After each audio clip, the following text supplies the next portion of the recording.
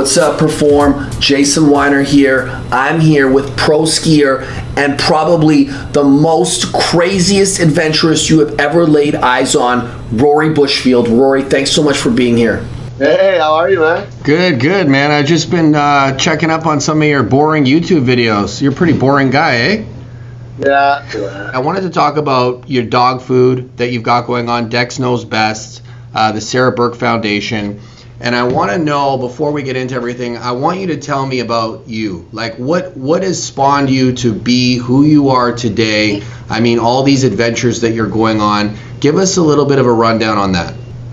I feel like I've lived a life and have the opportunity to do all these awesome things, and I almost feel guilty if I don't. You know, so I get out there, and like ever since I was a kid, I've always been an adventurist, always after like getting it. But it's like as life went on, you know, I was like, you learn to appreciate more every day what you have. You know, I've lost a couple of good friends and some people in my life. Made me really motivates me to live every day as hard as I can, and almost to try to influence others to do the same, because like I have so many friends that just stay inside all the time. They're not sure, and then when they get out there they realize, like, I don't know why I don't do this all the time. Like, I know, man.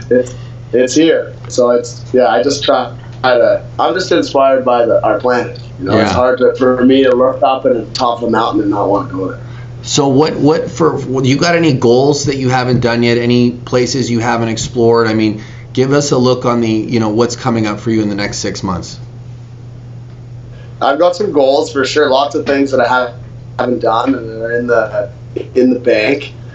But I mean, this winter I just plan to go further and deeper with my plane and ski some epic stuff. The last 3 years I've been I put skis on my plane. I've been learning how to fly into the mountains, and my whole life before that I've been skiing, and so I've just been trying to combine it the last few years so that I can get myself out to some epic stuff and do it all on my own, basically, instead of having to like spend a bunch of money and have like it can be done very cheap and you can get the same thing. You just have to know what you're doing. It's a lot of practice and a lot of training and a lot of like performance. You know, you can't get out there and not be in the right state. So it's life or death. So it's important to be out there and want to be out there. It sucks to be out there when you don't want to be. Yeah. You know, when you're hungry and tired, you want to go home, and then now the sun comes out and then it's epic. It's like, you know. Have you ever had any close calls where you've been like, holy, like where your heart's been beating and you've been like, it's just been a little bit out of your element? Tell us a little bit about that. I try to make that happen all the time. You know, that's what keeps you going. Is like come into something where you're so scared that you're not really sure, and then come out on top with the experience to be able to do it better next time. Right. Have you had it, like, can you give me a specific incident, maybe when you've been up on a plane or like skiing and something's happened? Like, can you give me something that's kind of like anything at all? Yeah, man, it happens all the time. I could start with an old one. I fell in a crevasse one time. Yeah. And I was hanging over the top of the crevasse by my skis. You know, I was just doing a stupid little shot, a little 180 off this like ice cliff in a glacier. Yeah. And I headed backwards. I was skiing off back. I went to turn around, caught an edge, and went directly into the other side of a crevasse. But, you know, like just wide enough to slip in, bottomless, like wedge, like for sure. Wow. Not a good place to be. Yeah, I hung on the edge. Wow. Wow. And my buddies pulled me out. And I sort of just brushed it off at the time. I just kept skiing the rest of the day. I was like, oh, it wasn't so bad. But I think about it all the time. Yeah. That was a really cool one. That's pretty cool. I've been stuck. A couple years ago, I got stuck in my plane out on the beach. We'd land there at low tide. Yeah. And so at low tide usually brings in the marine. Anyway, you go out there at high pressure, not really knowing. After 6 or 7 days, we run out of food. And we're like planning to go home. We weren't really good at it yet. And all of a sudden the marine layer started coming in, so we couldn't leave the beach. Or the tide would be high, so you couldn't leave. Fully sunny day, and then we try to leave, and the marine layer would come in into the clouds. We were stuck there for like 6 days, just fishing, completely out of food, completely stranded, just surfing, like conserving energy and waiting for good weather. Hopefully, you know, it's like it came before we ran out of like food and water and crazy. All the water. We did run out of everything, but it's pretty easy to survive on the beach. It was stressful, you know, in the beginning, but once we got it together, I was with a good friend of mine. He's a good fisherman. So tell me, I mean, if a girl is going to date you, are you going to take her on these adventures with you everywhere, or what? Like, how does that go? How does that conversation unfold? She comes on lots of the adventures. But for sure, I tell her she can't come lots of times. Yeah. Because that's how, it's like, it's not. I don't, it's like lots of times going out there, I don't want to have like responsibility. Yeah. The more people you take with you, the more like it's nice to be responsible for yourself and bring somebody that'll even look out for you. Right. Yeah. Tell us a little bit about Dex Knows Best Dogs Food and the Sarah Burke Foundation. Why don't you kind of give us a little rundown on that? So I started a dog food company in the name of Dex. She actually claims that she started. Sarah found Dex under a car about 6 months before she passed away. She gave me Dex. Told me Dex was a boy in a Labrador. Handed this wolf cub to me. This girl, there's a wolf cub, Sarah. She's like, we can take her back. I'm like, there's no way.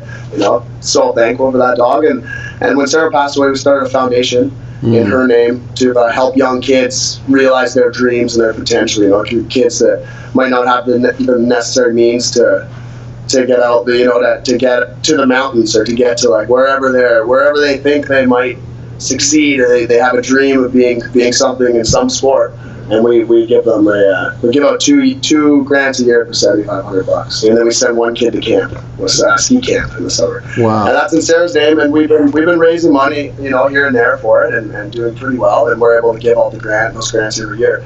But with Dex Knows, we're gonna be able to donate a portion of every bag sold. Wow. And we're basically basing the whole company off of Dexter's kick-ass story, and just basically wanting to perform, at an optimal level, just like the people. Dex hangs out with athletes all the time. Not just me. I go away and I leave her with the coolest people ever. Yeah. I get pictures of like Dex doing the craziest stuff. My girl's an insane hiker and adventurist herself. I leave Dex with her, and just every day getting these crazy pictures. Dex lives a good life, and we're made to deliver to your door dog food. That it's just easier, It's like super easy, super healthy food, price point, and delivered. Nice. And where do people go to find out more about this and to order the dog food?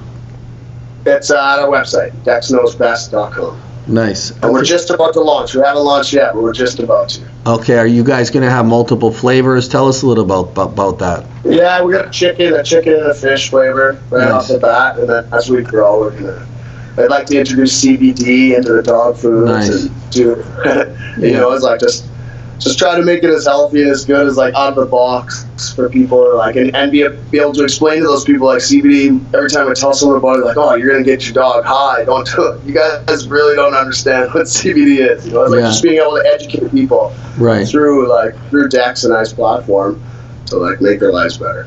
That's awesome. That's awesome. So, I mean, you're best known for what do you think your stunt that you've done or something that you've done where people are like, Rory Bushfield, like, give us the one thing that you think that really stands out. In the ski world, I guess I'm known for my switch double back. Nice. I haven't done too many, but in my like probably the best ski segment I ever had with it was in Push, MSP's Push. Nice. And I did a switch double backless, and everybody's always asking me about that one. There's lots of other things stunts that I've done, but that one in the ski world was pretty sweet. I stood on the top of my wing on my airplane. That was a pretty good one. That was crazy, actually. I watched that one. That was pretty crazy, standing on that wing. It was all right.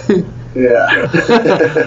I don't know if I've jumped before. I've done some pretty intense stuff myself, but I don't know if I can get myself on a wing of a plane. I don't know if I could do it. There's a lot of variables, things can go wrong. The plane's under control, guy on the wing. It's not just the guy on the wing, it's like the pilot and like everybody else involved. That's a whole different level for me. But it's just calculation, man. I know how to fly an airplane. Yeah. I know how to jump out of the airplane. That's why I feel like when I started skiing with the airplane, when I started putting skis on there, everybody told me you're done, but What do you do, Rory, to like get your mindset or like to get you in the zone? Like, what is your performance secret for the people watching this? I think it's just trying to be ready all the time. You have to kind of be on out in the mountains all the time. There's no there is a bit of rest time, but then all of a sudden one of the boys is like, sun's out, and you're like, oh my god, like, boom, everything goes back on, and the less ready you are, the the less you get. So really just being hydrated. I just try to eat high protein diets with saying I think being hydrated is one thing. It's like if you're out there and you don't have enough water and you're not on melting your snow, it's like you will have a headache. Yeah. So I mean, Rory, do you have any questions for us at Nutrabolics or anything at all that you wanted to ask? Well, on the other side. Yeah, man. I was going through your guys' feed. Thought it was pretty awesome, man. And I wondered how you guys are all getting so ripped, man. I can never put on any weight. I'd say you got to be consistent, and you got to eat every 3 hours. I know a lot of people that are like yourself. They're into that extreme sports. They forget to eat, or they're just so busy. They're like, screw it. Like, I'm not gonna eat lunch. I'm just gonna go up on the mountain, and when I eat, I'll eat. So I'll eat. Yeah, my advice is for people like yourself, just like bring even if it's a protein bar or like a shake or like, something that you could just throw in your pocket so that when you get hungry, but you got to keep feeding your muscle every 3 hours, because if you don't, then you starve yourself and then you end up like eating too much, right? That's how you see all these people nowadays. They have that like, dad bod, right? Where they think like they're doing themselves this big favor by waiting 7 hours and then having this like meal for 6, so I would suggest that, definitely. I mean, bringing even some protein powder out with you and just, mixing it in a drink and just throwing it in there, shaking it up, takes like a minute of your time.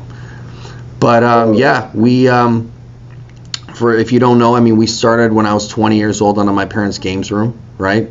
And it's been about 16 years, and we just hustled, man. We just started from absolutely nothing. I couldn't even afford color ink, My buddies were like, yeah, we're going to print these flyers in color ink. I'm like, no, we're not.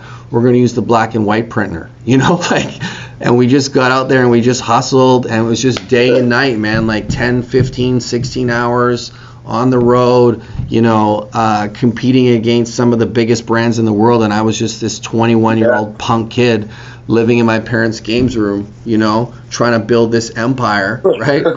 And everybody said no to me, right? So, I'm the type of guy where, I think that I train my sales guys that, you better get ready for 5 no's before you get a maybe, right?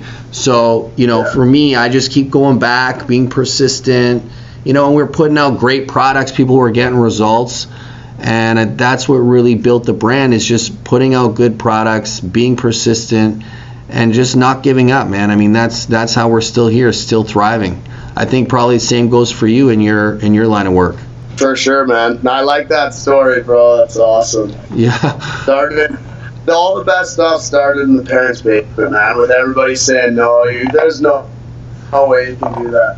Hey, I really appreciate you coming on today and, sharing some of your insights and info. I mean, I'm sure our people are going to love it. And, thank you so much, man. We'll be in touch. Right on. Thank you, man. All right. Take care.